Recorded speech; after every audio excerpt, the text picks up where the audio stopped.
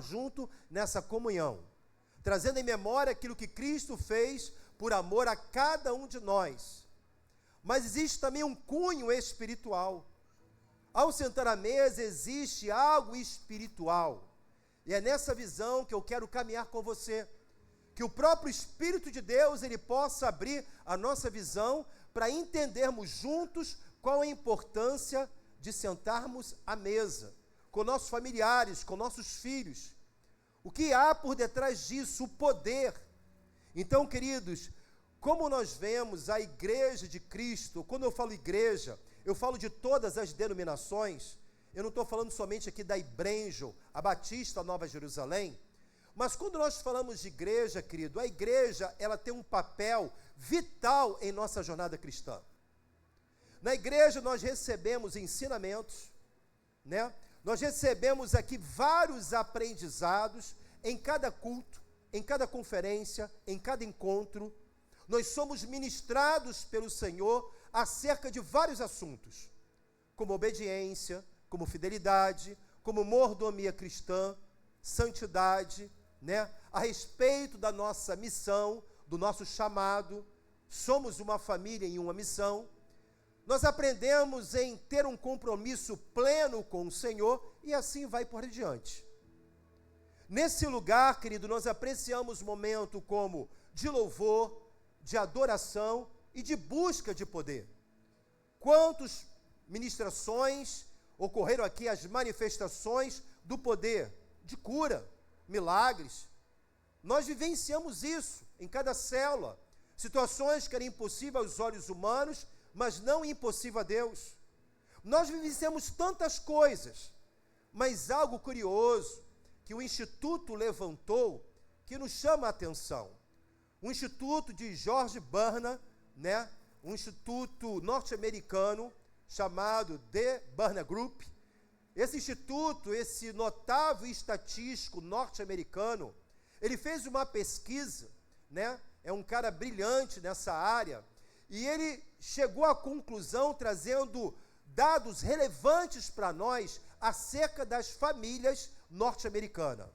E pasmem, o que ele disse nessa pesquisa, ele disse o seguinte: segundo a pesquisa e a estatística que ele fez, um cara que é notável nessa área, ele disse o seguinte, que o índice de divórcio nas famílias norte-americanas que frequentam igreja é maior do que aqueles que não frequentam um culto. Sério demais, né? Isso está acontecendo no norte da América. Na própria América está acontecendo isso. Então, isso é motivo da nossa atenção, um dado alarmante, porque qual é a resposta então? Será que então, o índice diz que as pessoas que estão frequentando igreja na América, o índice de divórcio está aumentando, está mais alto do que pessoas que estão sendo divorciadas, aquelas que nunca frequentaram um culto? Então, qual é a saída disso? Será que eu deixar de estar numa igreja? Porque se o índice lá fora está menor do que o nosso, será que esse é o caminho? Claro que não. Mas a gente precisa refletir o que há de errado. O que está acontecendo nesse meio tempo?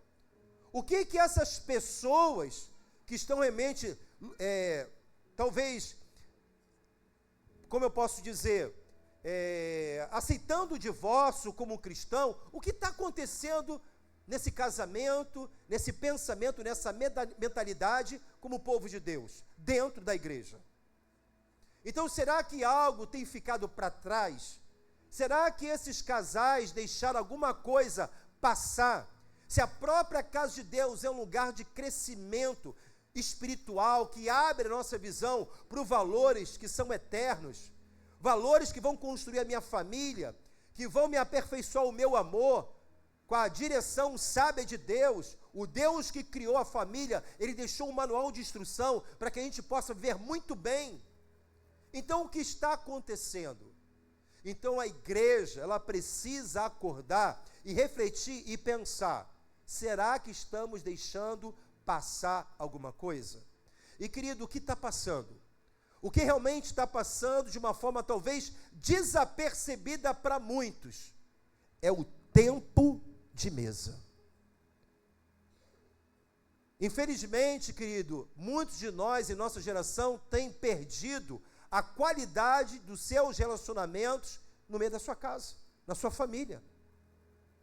Devido ao ativismo, o corre-corre, que vai para um lado, vai para o outro, 80% dos norte-americanos, segundo o estudo que foi feito, eles declararam que têm dificuldade de ter tempo de qualidade com a sua família. Devido a tantos compromissos, devido em busca de tantas coisas, talvez o capitalismo, as riquezas, as ambições humanas, ele acha a dificuldade de ter tempo com a sua família, com o seu cônjuge, com seus filhos, à mesa. 80%. Só que como igreja nós não podemos nos conformar com isso. A palavra em Romanos capítulo 12 fala que nós não devemos nos conformar com o sistema desse mundo, mas transformar pela renovação da nossa mente, para que nós possamos experimentar aquilo que é bom, aquilo que é agradável, aquilo que é perfeito, que vem da parte do Senhor para as nossas vidas. Então, querido, quantas coisas nós recebemos, e quando nós começamos a olhar para a palavra de Deus, as Escrituras Sagradas, nós encontramos tantas coisas que falam sobre mesa, ou coisas associadas sobre elas, desde Gênesis a Apocalipse. Eu quero citar rápido para vocês aqui. Quando Deus ele fala para Moisés em Êxodo, não precisa colocar agora, Êxodo 25, Moisés ele fala, dando a direção a Moisés, ao líder da nação de Israel, dizendo: olha, você agora vai preparar um tabernáculo. Um tabernáculo exatamente era um lugar onde Deus se manifestava no meio do seu povo.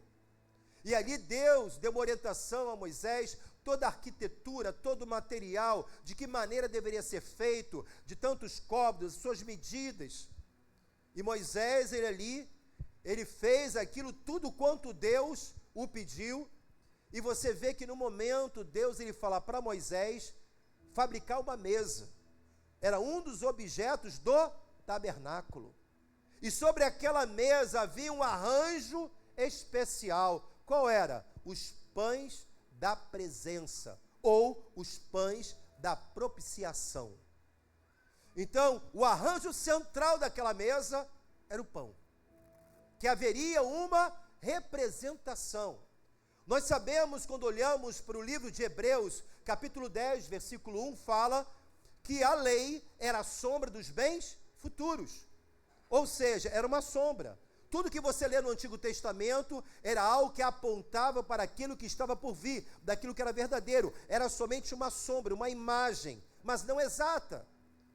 Então, quando veio Jesus, exatamente aqueles pães representa a própria presença de Cristo. Então Jesus aqui em Êxodo 25:30, aqui ele dá uma orientação aqui, Deus para Moisés, na NVI agora, por favor, Êxodo 25:30, coloque sobre a mesa os pães da presença. Fala comigo, os pães da presença, para que estejam sempre diante de mim. Olha o que Deus fala, para que esteja sempre diante de mim. Quando nós olhamos até para a vida de Davi, o rei Davi, em 2 Samuel, capítulo 9, 7, na NVI, você vê que Davi aqui, por ter uma aliança com Jonatas, que era um amigo, filho de Saul, ele fez uma promessa, que se Jonatas acontecesse alguma coisa com sua vida, ele protegeria, ele ajudaria, a sua descendência. E quando ele descobriu que ali Jonatas tinha um filho, ainda que era manco, Mefibosete, ele chama esse jovem agora para sentar à sua mesa. Em 2 Samuel capítulo 9, 7 diz: não tenha medo, disse-lhe Davi, pois é certo que eu tratarei com bondade por causa de Jonatas, o seu pai. Eu vou devolver-lhe todas as terras que pertenciam ao seu avô Saul, e você comerá sempre a minha mesa. Você pode dar glória a Deus por isso? Quando nós olhamos para Davi escrevendo o Salmo 23, no versículo 5, na NVI, ele diz o seguinte, orando ao Senhor: prepara um banquete diante de mim, na presença dos meus inimigos, unja minha cabeça com óleo, e o meu cálice transbordará. Nós vemos outro momento de mesa em Salmo 128, versículo 3, que fala sobre nós, família. No versículo ali 3, diz o seguinte: a sua mulher será como videira frutífera em sua casa. Os seus filhos serão como brotos de oliveira ao redor da sua mesa. Há uma promessa, querido. E tudo isso acontece à mesa. Quando nós olhamos para Jesus em Mateus 26, versículo 20, a palavra fala que ao anoitecer, Jesus estava reclinado à mesa com os 12. Esse momento aqui foi a última santa ceia do Senhor. Quando nós olhamos, querido, quando Jesus ele aparece aos seus discípulos após a sua ressurreição, Jesus escolheu um momento propício para isso, no momento de uma refeição, onde os discípulos estavam à mesa. Quando nós olhamos aqui para essa passagem, Marcos 16, 14. Marcos 16, 14. Finalmente apareceu Jesus aos 11, quando estava à mesa. Aleluia! Eles estavam comendo em suas refeições. Então, querido, da mesma forma, quando nós olhamos até para o último livro da Bíblia, Apocalipse, nós encontramos Jesus preparando um grande banquete para sua noiva, para os seus filhos, aqueles que têm uma aliança com ele. Então nós vemos desde do Antigo Testamento ao Novo Testamento a importância desse momento, desse tempo de qualidade à mesa, e isso para nós não pode passar desapercebido. Então, quando nós olhamos, seja hoje os historiadores, seja hoje a neurociência, seja hoje a psicologia, estão estudando exatamente sobre a qualidade do tempo de família à mesa. Então, a própria ciência hoje, ela está conversando com a palavra de Deus. Eles estão chegando com conclusões naquilo que Jesus já disse há 1000 anos atrás. Tem um historiador chamado, eu anotei aqui para vocês, Edward Gibbon. Ele diz o seguinte: os maiores impérios do mundo não foram derrotados por causa da força política ou militar de outro povo, mas por não prestar atenção ao que acontecia dentro de sua própria casa. A história está confirmando. Um cara que estudou os imperadores, eles viram que muitas fraquezas dos seus impérios exatamente pela péssima ou pela má qualidade, ou de não ouvir os ensinamentos, os valores que aconteciam dentro da sua própria casa. Querido, um exemplo melhor para nós é o próprio Davi, um excelente rei, mas um negligente pai, infelizmente. Quantas coisas aconteceram por consequência dos erros de Davi como pai. Então, querido, Deus planejou o nosso lar para ser a central, a base de nossa vida. Então, ele deve ser um lugar de acolhimento. A palavra lar vem da palavra lareira, que significa lugar de aconchego. Então, nesse lugar, meu irmão, tem que ter comunhão. Nesse lugar tem que ter alegria. Nesse lugar tem que ter unidade. Aleluia! Deus espera que eu e você, na qualidade de cristão, venhamos a promover um bem-estar em família. Então, quando nós olhamos para isso, a vontade de Deus, que o lar seja muito mais do que um espaço físico, muito mais do que um endereço postal, muito mais do que o seu carro sendo guardado à noite na sua garagem. Lar tem um poder, a família tem um poder, e aonde muitas coisas acontecem no tempo à mesa. Então nós precisamos abrir nossos olhos, então nós precisamos aprender a desenvolver esse senso de identidade que acontece nesse tempo à mesa, onde o caráter dos nossos filhos estão sendo gerados, porque estamos ali de uma forma com amor, de uma forma muito voluntária, mas preocupados com seu crescimento, e por amar a cada um, nós queremos o melhor, e por isso precisamos investir mais em nosso tempo de qualidade. Aleluia! Mas o que acontece, querido? Infelizmente a nossa geração, devido ao ativismo humano, as redes sociais, o tempo de mesa deixou de ter a devida atenção. Infelizmente nós estamos vendo essa realidade no mundo atual. As pessoas hoje, cada vez mais, estão interagindo menos na forma presencial. As pessoas estão conectadas online, falando com um, falando com o outro. Às vezes é o filho que está no quarto, o pai está vendo a TV, vendo o jogo, né? A esposa está na cozinha. Na hora da alimentação, ninguém se conecta, ninguém está junto, não há troca de valores. E isso acaba se perdendo, porque é um lugar que Deus criou exatamente para nós promovermos comunhão e crescimento, fortalecendo as nossas famílias. Então, quando nós olhamos para essa condição e entendemos, querido, que se a gente tivesse a mesma cultura dos judeus, porque os judeus, se você não sabe, a mesa para eles é um altar sagrado.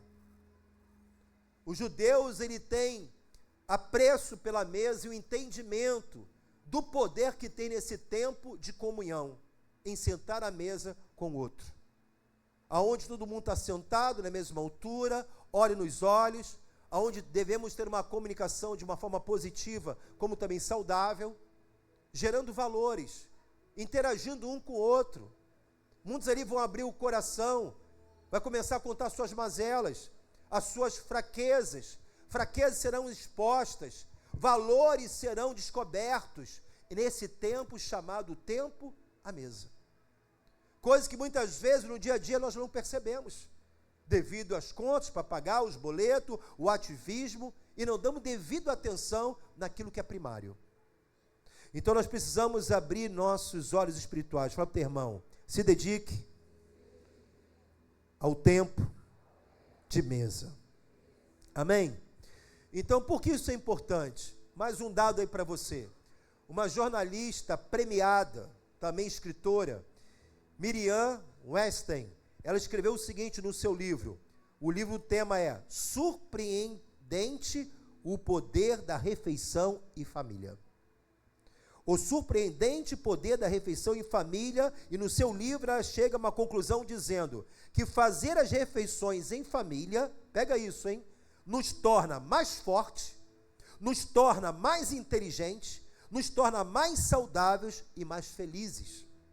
Ou seja, pessoas mais inteligentes na mente, pessoas mais fortes no seu espírito, mais saudável no seu corpo e mais feliz na sua alma.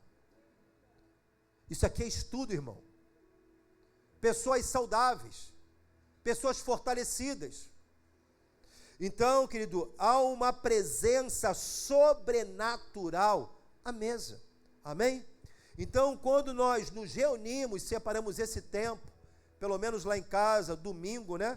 A gente busca, né? Hoje a gente até comeu hoje na sala, mas geralmente a gente tem a nossa mesa, e no domingo a gente senta com a família, né? Tá eu, minha esposa, tá a Amanda, tá Gabriel, tá os netos, tá Mateus e Tamires. A gente compra o frango assado, independente qual é a comida, meu irmão.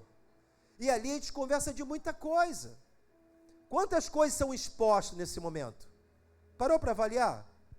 Quantos valores são descobertos numa conversa? Ideias. Sabe por quê? Jesus está na mesa. O pão da presença está na mesa.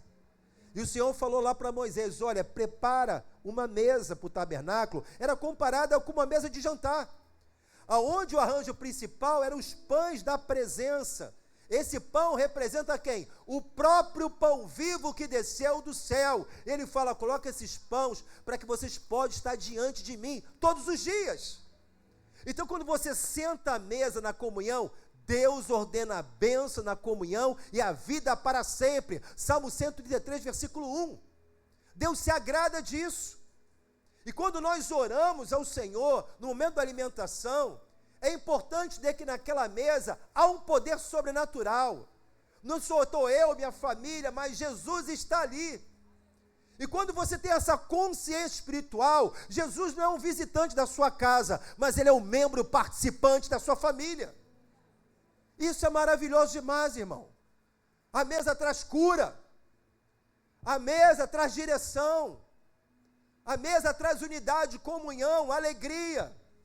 Quantos momentos a gente fica rindo e brincando, isso é algo saudável, isso fortalece, isso traz cura em nossa alma. Então, querido, que você possa, em nome de Jesus, vamos pegar os bons exemplos para nós, como judeus. Prepare uma mesa na sua casa. Prepare um momento de encontro, não somente com a sua família, porque o pão da presença, ele está lá te esperando. Aleluia! Então, quando nós olhamos para isso, Deus, ele orientou o seu povo exatamente, tudo era uma sombra, uma figura, mas exatamente daquilo que traz como revelação para nós. Então, fala para o seu irmão, o princípio da mesa é a mensagem de Deus para a nossa geração. Deixa eu falar uma coisa para vocês, trazendo agora tudo aquilo que está acontecendo em nosso estado do Rio de Janeiro. Isso aqui não só acontece aqui, mas está acontecendo em várias partes do mundo. Guerras, rumores de guerra. A tendência, infelizmente, a Bíblia fala que isso vai piorar. Só tem solução para aqueles que têm Cristo. Se essas famílias tivessem esse tempo de mesa, empregado valores aos seus filhos, será que as coisas não seriam diferentes? Porque, irmão, dá trabalho.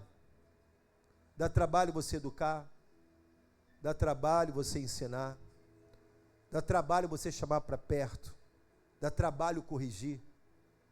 Mas quantos casos desses poderiam ser evitados? Por isso que eu falo para vocês, querido, não é o governo que vai mudar essa história. Quem vai mudar essa história vai ser a Igreja Viva de Cristo.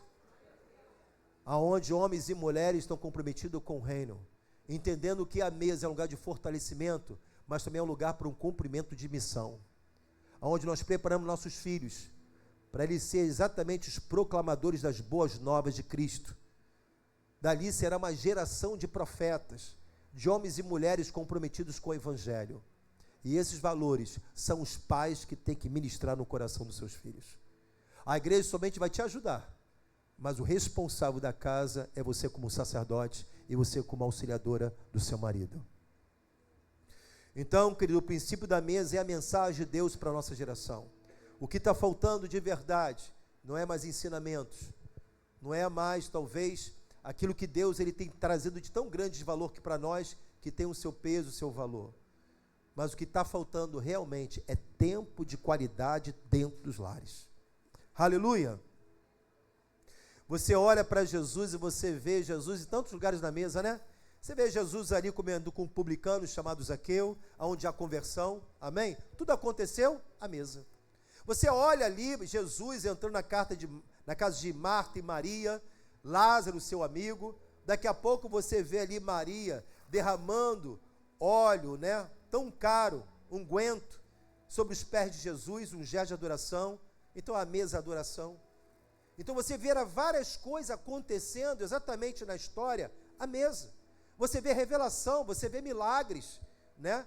Quando você vê Jesus ali, após ser ressurreto, no caminho de Emaús, encontrou ali aqueles dois homens que estavam ali entristecidos exatamente porque Jesus morreu, e agora? Estamos frustrados, decepcionados, aquele, o enviado de Deus, está morto. Só que Jesus tinha feito uma promessa, que ele morreu sim, mas ressuscitaria.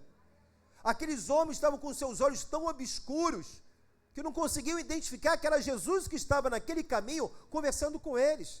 Jesus começa a trazer a própria palavra de Moisés aos profetas, para abrir o entendimento, mas mesmo assim, com todo o conhecimento, com toda a informação, ainda os seus olhos permaneciam obscuros. Mas quando Jesus foi convidado por aqueles homens, entrar ali na sua casa e fazer uma refeição com ele, no momento do partir do pão, os seus olhos foram abertos. Esse lugar aconteceu à mesa. Na mesa, a revelação de Deus, de Jesus para a nossa vida. Aleluia, querido. É um lugar poderoso. Em Lucas 24, 30 a 31, acabo de dizer aqui sobre essa passagem, quando estava à mesa com eles, tomou o pão, deu graças e partiu, e o deu a eles. Então os olhos dele foram abertos e reconheceram, mas ele desapareceu. Amém? Então você vai ver tantas coisas acontecendo, né? O próprio banquete do Cordeiro de Deus, que vai acontecer em Apocalipse 19, versículo 9, diz o seguinte, na Corrigida Fiel, o NVI: bem-aventurado aqueles que são chamados à ceia das bodas do Cordeiro. E disse, estas são as verdadeiras palavras de Deus. Querido, você já parou para pensar que naquele grande dia da volta de Cristo, a primeira coisa que nós vamos fazer no céu é sentar na mesa com o Senhor?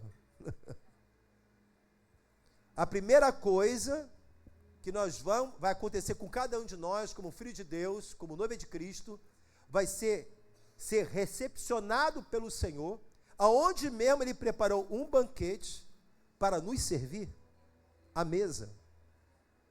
Fala para o teu irmão, a mesa é algo poderoso. Aleluia! Então, querido, muitos têm substituído a mesa pelas redes sociais, né? Ou então com refeições muito rapidinhas, onde não tem um tempo de qualidade com a sua família. Quando começo a olhar em relação às refeições, nós temos em média mais ou menos 21 refeições na semana, sim ou não? Tem uns que comem mais, né, irmão? Agora você tem um café, almoço e janta, é a base. Se você multiplicar 7 dias por 3, nós temos uma média de 21 refeições na semana. E a pergunta é, se nós temos tantas refeições na semana, será que a sua vida está tão ocupada que você não consegue mais sentar mais à mesa com a sua família?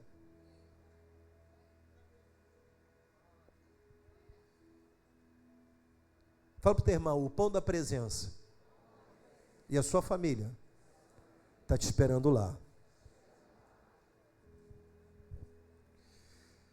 Querido, em 1997, pega isso aqui, uma associação de psicologia dos Estados Unidos publicou um estudo sobre a refeição em família, na vida dos adolescentes. Olha só, a pesquisa descobriu que os adolescentes bem ajustados, aqueles que têm esse tempo com a família, né?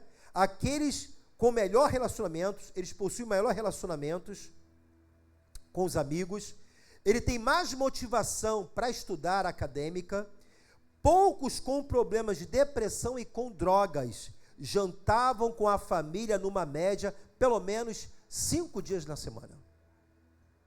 Agora, querido, entenda bem uma coisa, o contrário disso também é a verdade.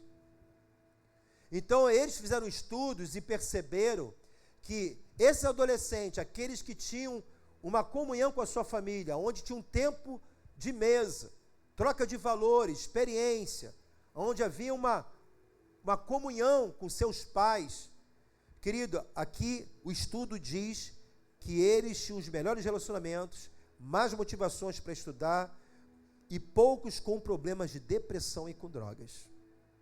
Então Jesus ele faz um convite, quando nós olhamos para Apocalipse 3:20, Jesus ele disse, eis que estou à porta e bato, se alguém ouvir minha voz e abrir a porta, eu entrarei, cearei contigo e ele comigo.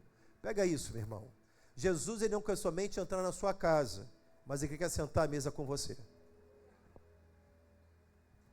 Imagine se você tem alguém como um convidado especial na sua casa, e você abrir a porta, aquela pessoa fica de pé, parada ali o dia inteiro.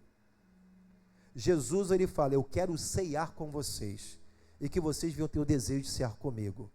Aleluia! Então é isso aí, gente.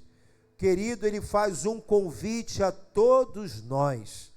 E no Provérbios capítulo 9, versículo 2, fala assim, a mesa precisa ser preparada. E achei interessante que Provérbios 9, 2 diz o seguinte, aqui está falando da sabedoria, Provérbios vai falar muito sobre sabedoria, mas quando você lê Provérbios, entenda que essa sabedoria tem nome, o nome dele se chama Jesus. Então quando Provérbios cita a sabedoria, ele está citando o próprio Cristo, Jesus. Então ele fala aqui, a sabedoria, Provérbios 9, 2, que a sabedoria, ela matou animais para a refeição, preparou o seu vinho e arrumou a sua mesa. Então o próprio Jesus, ele prepara a mesa, há um planejamento, amém? Pastor, minha vida é um corre-corre, meu irmão, planeje isso, planeje um tempo de qualidade com a sua família. Então a mesa, alguns detalhes para a gente ter qualidade em nossa mesa, você precisa ter uma mesa, fala com o seu irmão, prazerosa. Transformar a mesa no lugar de prazer. Aquele almoço domingo gostoso, comer um frango hoje abençoado, meu irmão. Aleluia. Queridão, pode ser a mesa mais simples. Pode ser a mesa mais simples. Pode ser a comida mais simples. A gente vê pessoas, querido, que às vezes cresceram, eu olho para algumas pessoas, que cresceram às vezes num lar que não tinha muito recurso, que cresceram num lar que não tiveram muitos estudos acadêmicos, um lar carente de muita coisa, mas não faltou amor e valor. Pessoas que tinham comunhão com seus pais, independente o que tinham ou não na mesa, mas são pessoas que cresceram, que têm uma lisura de caráter, são pessoas que cresceram, são vencedores, porque o principal não faltou. Agora, sabemos também que se você tem o melhor, faça o melhor. Como é que você vai receber um convidado de honra na sua casa? Porque nós temos essa tendência, né? Para a família, copo de geleia, mas para convidado de honra é porcelana. Honre as pessoas da sua casa como um convidado especial. Não é só ele que está lá, mas Jesus, o principal, ele está lá. Que às vezes a gente guarda tanta coisa bonita, está no armário. Você morre, fica tudo aí, meu irmão. Bota o melhor na mesa. Receba essa pessoa, vai ser um lugar prazeroso. Talvez uma ideia, bota lá um louvor baixinho, já chamando a presença para essa comunhão. Porque Deus habita no meio dos louvores. Então a gente precisa cada vez mais, bota lá os jogos americanos bonitos, seja um vaso de flores, amém? Porque a presença do pão, ela está lá. Aleluia, queridos. E quando Deus coloca esse amor dentro de nós, o amor gera criatividade. Até com pouco você faz coisas brilhantes. Pode ter certeza disso. Amém? Então, querido, é muito bacana. Então, ainda, pastor, eu estou aqui solteirão, ainda não formei minha família, eu moro sozinho. Querido, você não está sozinho, Jesus está na sua mesa. Ah, não tenho família, não vou fazer, não. Você vai preparar a sua mesa, vai preparar o seu jantar e vai sentar com Jesus lá. Sai da rede social, sai dessas informações e se dedique esse tempo com Jesus. Ele está lá. Você não está sozinho. Amém, queridos? Então, o que eu tenho que trazer para essa mesa, querido? Você também tem que trazer algo chamado comunicação saudável. Porque não adianta você sentar à mesa e só ter guerra, fofoca, briga. Não. A gente tem que entender que nós devemos ter uma comunicação o quê? Saudável. O que está sendo falado? Você está impulsionando essas pessoas, você está encorajando, você está amando essas pessoas? Ou a mesa tem sido um lugar de discórdia para a sua vida? De guerra, de apontamento, de acusação. Você tem o poder de mudar a atmosfera da sua casa, irmão. Quando você tem atitudes certas. Amém, querido? Então, faça o melhor, faça o seu melhor. Detalhe aqui para você, mais um dado, hein? A neurociência, os psiquiatras americanos, eles falam sobre a comunicação saudável. No tempo das refeições em família, fortalece a saúde biológica do cérebro, reconstrói as células cerebrais, capacita melhor a avaliação das informações e fortalece o nosso aprendizado. Então, quando tem uma mesa saudável, de qualidade, quando a gente tem valores ali, isso tudo até mesmo traz benefício para a nossa mente, para o nosso cérebro, de uma forma biológica, reconstrói células cerebrais, capacita melhor nossas avaliações, discernimento, como também fortalece o nosso aprendizado. Olha que tanta riqueza, gente. Bom demais, né? Por isso que Filipenses capítulo 4, versículo 8, já estou terminando, diz o seguinte: quanto mais, irmãos, tudo que é verdadeiro, tudo que é honesto, tudo que é justo, tudo que é puro, tudo que é amável, tudo que é de boa fama, se alguma virtude há, se algum louvor há, nisso pensai. Leva isso para a tua mesa. Tem louvor de Deus nisso? Está tratando aqui algo de uma forma amável, é honesto, é puro. Traz isso para a mesa, irmão. É nisso que a gente tem que pensar. É nisso que a gente tem que se dedicar. Aleluia, aquilo que vale a pena, aquilo que gera vida. Amém? Então, quando Jesus ele percebeu que os dias do seu ministério na terra estava chegando, uma coisa que ele fez, que ele preferiu, né? Ele une ali, junta seus discípulos para realmente ter a sua última despedida. Esse lugar foi a mesa, como nessa noite. A última santa ceia. Jesus, ele escolheu dessa forma para se despedir dos seus discípulos. Conhecido e chamado como a última ceia do Senhor. Eu quero ler para vocês. 1 Coríntios 11, 23 ao 26. 1 Coríntios 11, 23 ao 26. O Senhor Jesus, na noite que foi traído, tomou o pão e, tendo dado graças, o partiu e disse: isto é meu corpo que é dado em favor de vocês. Façam isso em memória de mim. Da mesma forma, depois da ceia, ele tomou o cálice e disse: este cálice é a nova aliança do meu sangue. Façam isso sempre que beberem em memória de mim, porque sempre que comerem deste pão e beberem este cálice, vocês anunciam a morte do Senhor até que ele venha. Amém, querido?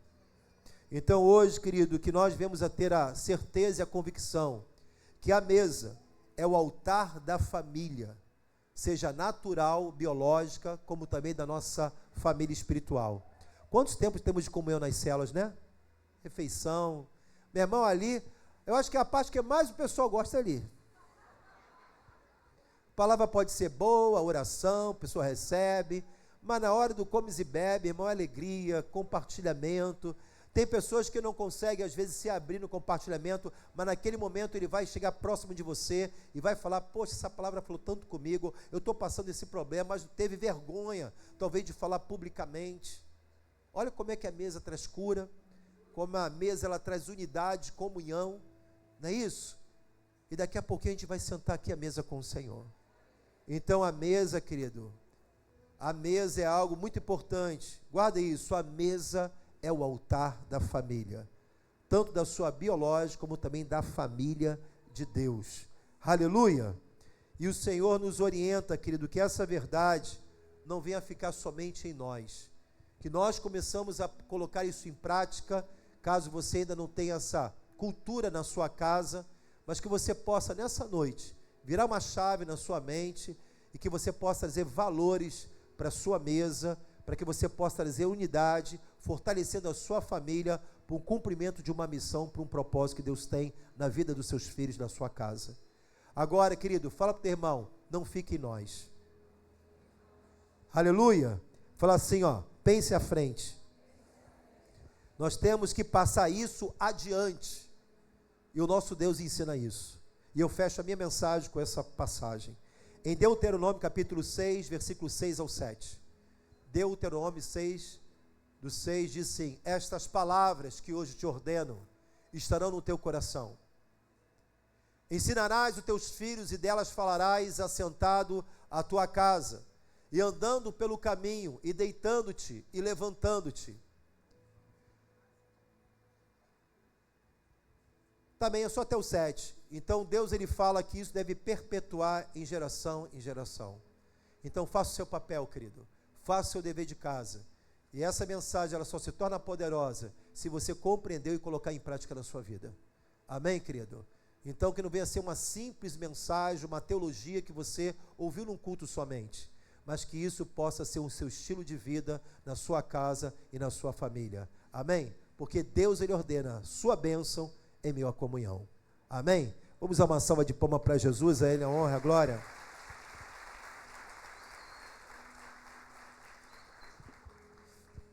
Vamos agora ceiar com o Senhor. Aleluia! Que privilégio, que honra.